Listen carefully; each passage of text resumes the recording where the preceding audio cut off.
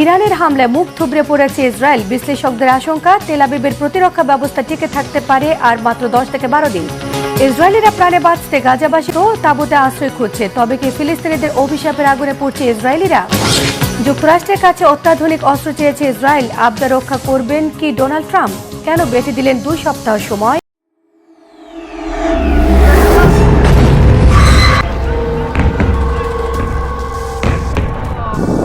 পারমাণবিক শক্তি অর্জন করবে এ যেন কল্পনাতেও হতে দিতে চায় না যুক্তরাষ্ট্র ও ইসরায়েল। আর তাই পরমাণু শক্তি অর্জন করায় পাকিস্তানকে একদমই সহ্য করতে পারে না তারা।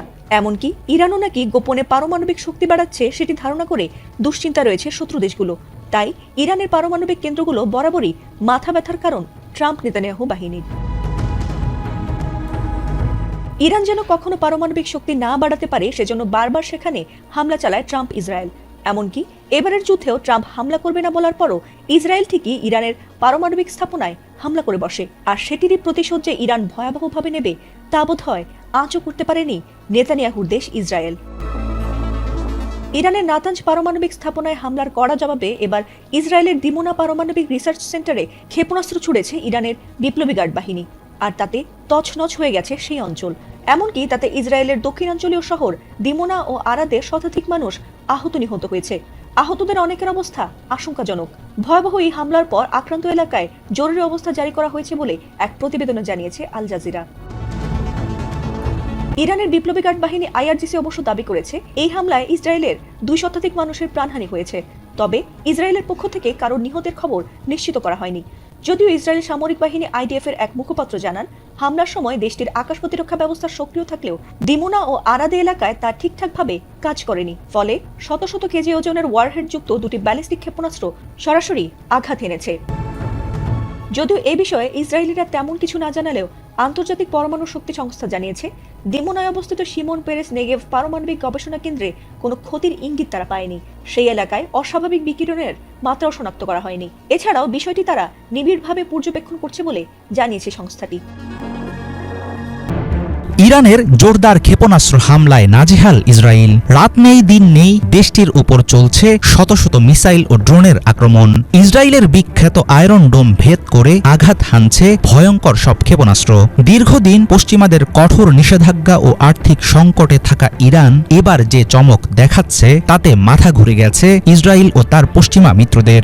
নজিরবিহীন আক্রমণের মধ্য দিয়ে প্রতি মুহূর্তে খামেনি জানান দিচ্ছেন 1967 সালের ইসরায়েল আরব যুদ্ধের মতো মাত্র 6 দিনে তাদের দমানো যাবে না। অত্যাধুনিক আকাশ প্রতিরক্ষা ব্যবস্থা আর আমেরিকার দেয়া সমরাস্ত্র থাকলেও তেল আবিব কেন ঠেকাতে পারছে না তেহরানের হামলা? কিভাবে এমন শক্তি অর্জন করল ইরান?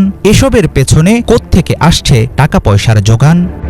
1920-এর দশকে ইরানের রাজা রেজা শাহ পাহলভির গঠিত আর্তেশ বাহিনীর মাধ্যমে দেশটিতে যাত্রা শুরু করে আধুনিক সশস্ত্র বাহিনী। 80-র দশকে ইরান ইরাক যুদ্ধের পর ইরানের প্রতিরক্ষা ব্যবস্থায় আসে আমূল পরিবর্তন। জোর দেয়া হয় ব্যালিস্টিক ও ক্রুজ মিসাইলের উপর। সোভিয়েত ইউনিয়নের তৈরি স্কাড মিসাইল ও যন্ত্রাংশ এনে রিভার্স ইঞ্জিনিয়ারিং করে নিজেরাই অস্ত্র তৈরি শুরু করে তেহরান। উত্তর কোরিয়া, চীন ও রাশিয়ায় প্রশিক্ষণ নিয়ে দেশে ফেরেন ইরানি বিজ্ঞানীরা। ব্ল্যাক মার্কেট থেকে আমেরিকা ও ইসরায়েলের অত্যাধুনিক সব সমরাস্ত্র জোগাড় করে সেগুলোর উপর চালানো হয় ব্যাপক গবেষণা। ক্রুজ ব্যালিস্টিক মিসাইলের পাশাপাশি ইরানের রয়েছে হাইপারসনিক ক্ষেপণাস্ত্র।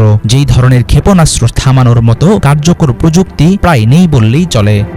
ইরানের অস্ত্র সরঞ্জামের সবচেয়ে বড় যোগানদাতা রাশিয়া হলেও ইউক্রেন যুদ্ধে রাশিয়াকেই নিজেদের তৈরি ড্রোন ব্যবহার করতে দিয়েছে ইরান। যুক্তরাষ্ট্রের হিসাব অনুসারে মধ্যপ্রাচ্যে ব্যালিস্টিক ক্ষেপণাস্ত্রের সক্ষমতার দিক থেকে সবচেয়ে বেশি এগিয়ে ইরানের অবস্থান। সাম্প্রতিক বছরগুলোতে দেশটির গহীন পার্বত্য অঞ্চলে বিমান ঘাঁটি, ক্ষেপণাস্ত্রের গুদাম ও পারমাণবিক স্থাপনা গড়ে তুলেছে Tehran. Islamic revolutionary guard corps আইআরজিসির শক্তি কতটা ব্যাপক হারে বেড়েছে বিভিন্ন আন্ডারগ্রাউন্ড ফ্যাসিলিটি ও মিলিটারি অস্ত্রের মজুদ থেকেই পাওয়া যাচ্ছে এর আভাস। ইসরায়েলের বিরুদ্ধে এবারের ইরানের শক্ত প্রতিরোধ প্রমাণ করছে ছেড়ে কথা বলবে না তারা।